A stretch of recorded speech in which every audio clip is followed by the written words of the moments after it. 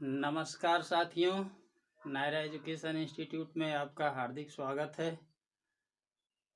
जैसा कि आप जानते हैं, आपका पहला वीडियो हिंदी साहित्य का इतिहास से संबंधित मैंने दिया है। आज आदिकाल या वीरगाथा काल के संबंध में कुछ चर्चा मैं करने जा रहा हूँ। उसमें भी चर्चा हुआ था। साथियों, आपके सामने सीटेट की परीक्षा जुलाई अगस्त में होने जा रही है। उसको ध्यान में रखते हुए मुझे यूपी टेट और सी टेट दोनों के अकॉर्डिंग जो है प्रश्न देना पड़ रहा है। ऐसे में मैं चाहता हूं कि आप पूरी तन्मयता के साथ अपने पढ़ाई पे लग जाएं और आने वाले ऑनलाइन कंपटीशन जो सी टेट का एग्ज़ाम आपके सामने खड़ा है उसमें सफलता प्राप्त कर लें। साथियों, दूसरा भाग हिंदी का लेकर के मैं जो आपके सामने उपस्थित हुआ हूँ, उसका पहला क्वेश्चन है, हिंदी साहित्य के प्रथम काल को आदिकाल का नाम किसने दिया है? हिंदी साहित्य के प्रथम काल को आदिकाल का नाम किसने दिया है? तो साथियों, हिंदी साहित्य के प्रथम काल को आदिकाल का नाम जिसने दिया है, आदिकाल का नाम, बात गौर से समझिए, आदिकाल का नाम किसने दिया है? आदिकाल का नाम जिसने दिया है उस व्यक्ति का नाम, उस रचनाकार का नाम, उस कवि का नाम हजारी प्रसाद द्विवेदी है। हजारी प्रसाद द्विवेदी। हजारी प्रसाद द्विवेदी जी ने हिंदी साहित्य के प्रथम काल को आदिकाल का नाम दिया है। आदिकाल, आदिकाल का नाम दिया है। इससे कई प्रश्न पूछे जाते हैं साथियों। आदिकाल का नाम हजारी प्रसाद द्विवेदी ने दिया है, तो वीरगाथा काल, वीरगाथा काल का नाम किसने दिया है? वीरगाथा काल का नाम साथियों, वीरगाथा काल का नाम आचार्य रामचंद्र शुक्ल ने दिया है। रामचंद्र शुक्ल ने, इसको ध्यान में रखेंगे। राहुल संकृतायन का नाम पूछा जाता है। राहुल संकृतायन, इन्होंने हिंदी साहित्य के प्रथम काल का नाम क्या रखा है? राहुल संकृतायन ने हिंदी साहित्य काल के प्रथम काल का नाम किस रूप में दिया है? तो इन्होंने इसे सिद्ध साहित्य, सिद्ध सामंत काल, सिद्ध सामंत काल के नाम से इसका उच्चारण किया है। 3 क्वेश्चन साथियों, 3 क्वेश्चन, पहले क्वेश्चन से 3 क्वेश्चन आपको मिल गया। कोई भी आपके यूपी टेट सी टेट में पूछा जा सकता है कि हिंदी साहित्य का प्रथम काल आदिकाल का नाम किसने दिया, वीरगाथा काल का नाम किसने दिया, सिद्ध सामंत काल का नाम किसने दिया। तो आप इसको जो है बहुत ध्यान पूर्वक देख लेंगे। आदिकाल का नाम हजारी प्रसाद द्विवेदी ने, वीरगाथा काल का नाम जो है आचार्य रामचंद्र शुक्ल जी ने, और सिद्ध सामंत काल का नाम पंडित राहुल संकृतायन ने दिया है। इस चीज को आप ध्यान में रखेंगे। अब हम दूसरे प्रश्न की तरफ चलते हैं। दूसरा प्रश्न है, हिंदी नवरत्न, हिंदी नवरत्न के लेखक का नाम क्या है? हिंदी नवरत्न कई बार आपके यूपी टेट सी टेट की परीक्षाओं में पूछा गया है। हिंदी नवरत्न के लेखक का नाम मिश्र बंधु है। मिश्र बंधु, ध्यान दीजिएगा, हिंदी नवरत्न के लेखक का नाम मिश्र बंधु है। अगला क्वेश्चन की तरफ हम चलते हैं। अगला क्वेश्चन है, हिंदी के प्रथम कवि, हिंदी का प्रथम कवि किसे कहा जाता है? हंसी आ रही है आप लोग को देख करके, अच्छा लग रहा है। हिंदी का प्रथम कवि बहुत ही चर्चित नाम है। आप यूपी टेट सीटेट की परीक्षा देने जा रहे हैं, पहली बार जो परीक्षा देने जा रहे हैं, उनमें काफी उत्साह दिख रहा है। और जो लोग पिछली परीक्षा में फेल हुए हैं, मैं उन साथियों से कहना चाहूंगा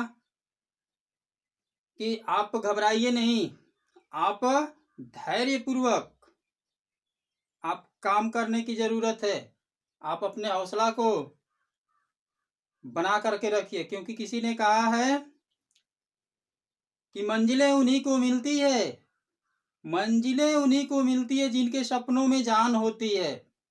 पंख से कुछ नहीं होता, हौसले में उड़ान होती है। हौसला को बुलंद रखना है, हौसला बना करके रखेंगे, तन्मयता के साथ पढ़ाई करेंगे, पूरा वीडियो देखेंगे, आप इत्मीनान से प्रत्येक प्रश्न को बारीकी से समझेंगे, तब आपको जो है सफलता निश्चित रूप से आपका कदम चूमेगी।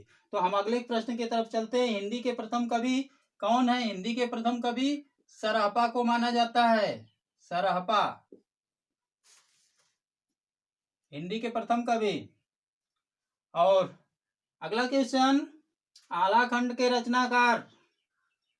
आलाखंड, आला जो गाया जाता है बहुत पुरानी चीज है, ये किस काल का है? आलाखंड किस काल की रचना है? आदिकाल, आदिकाल बीरगाथा काल की ये रचना है। आलाखंड के रचनाकार हैं जगनिक। जगनिक है भाई, ध्यान दीजिएगा। अगला अगला प्रश्न है, आलाखंड के रचनाकार, इसमें से कई प्रश्न बनते हैं।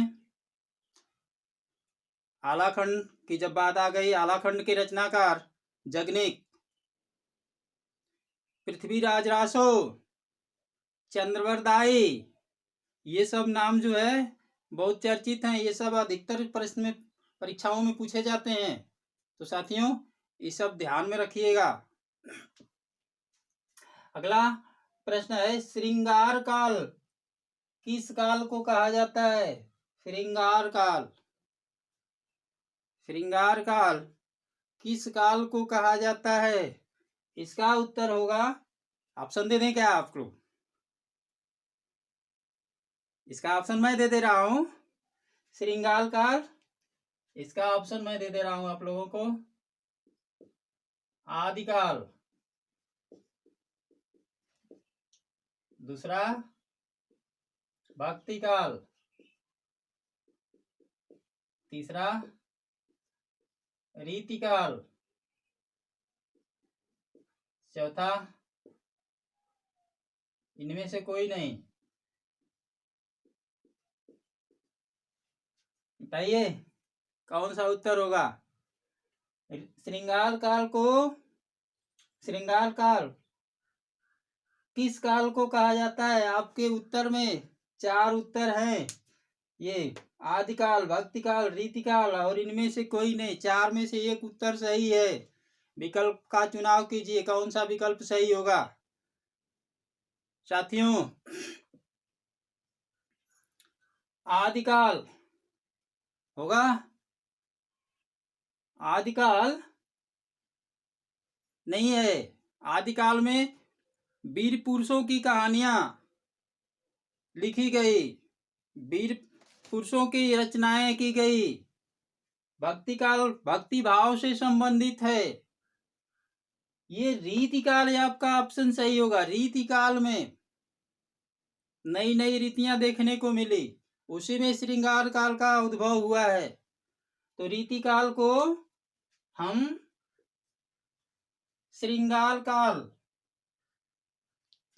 के नाम से भी जानते हैं, श्रृंगार काल कहा जाता है। अगला क्वेश्चन, मिश्र बंधु विनोद, मिश्र बंधु विनोद नाम से हिंदी साहित्य का इतिहास कब लिखा गया? मिश्र बंधु विनोद नाम से हिंदी साहित्य का इतिहास कब लिखा गया?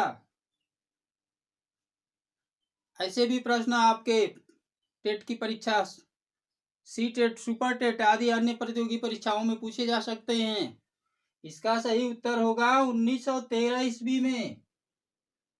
1913 ईस्वी में मिश्र बंधु विनोद नाम से हिंदी साहित्य का इतिहास लिखा गया भाई, जान लीजिए। 1913 में मिश्र बंधु विनोद नाम से जो है हिंदी साहित्य का इतिहास लिखा गया है।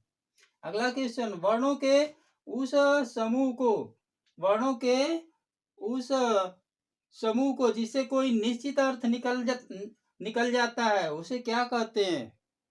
वर्णों के उस समूह को जिससे कोई निश्चित अर्थ निकलता है उसे साथियों शब्द कहते हैं। शब्द कहते हैं।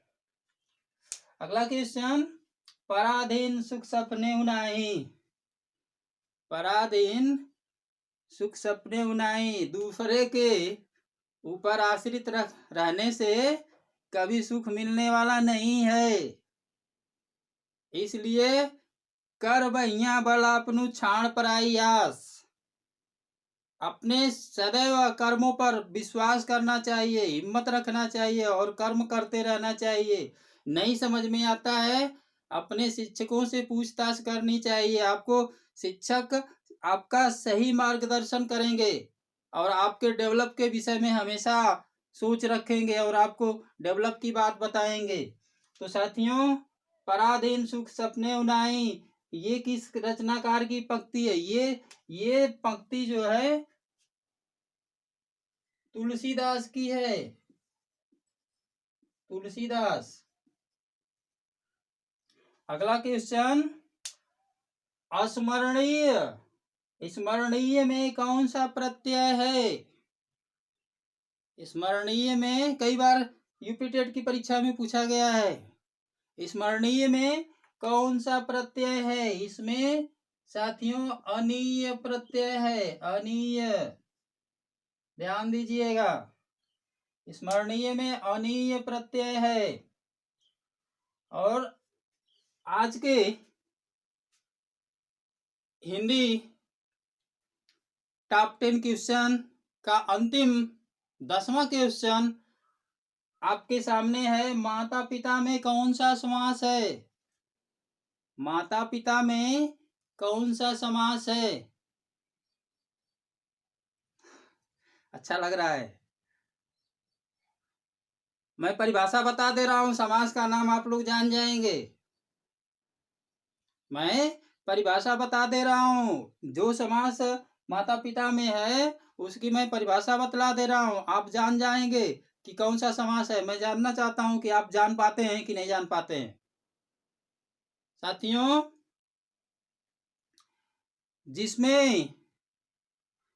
जिसमें दोनों पद प्रधान होते हैं,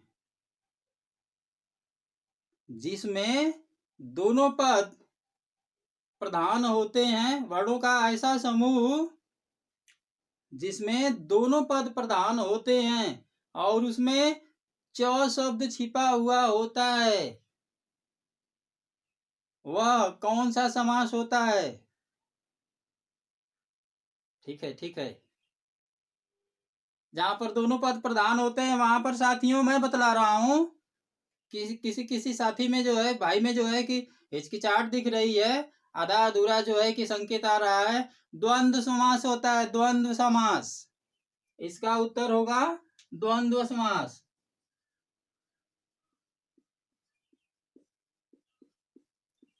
तो साथियों, आज का जो प्रोग्राम रहा, हिंदी साहित्य के इतिहास से लेकर के कुछ व्याकरण को भी इसमें ऐड कर दिया गया है, जिसमें पहला क्वेश्चन आपका हिंदी साहित्य के प्रथम काल को आदिकाल का नाम हजारी प्रसाद द्विवेदी जी ने दिया है। हिंदी नवरत्न के लेखक का नाम मिश्र बंधु है। हिंदी के प्रथम कवि सरहप्पा जी को माना जाता है। आलाखंड के रचयिता जगनिक जी हैं। श्रृंगार काल को रीतिकाल के नाम से जाना जाता है। मिश्र बंधु विनोद नाम से हिंदी साहित्य का इतिहास 1913 में लिखा गया।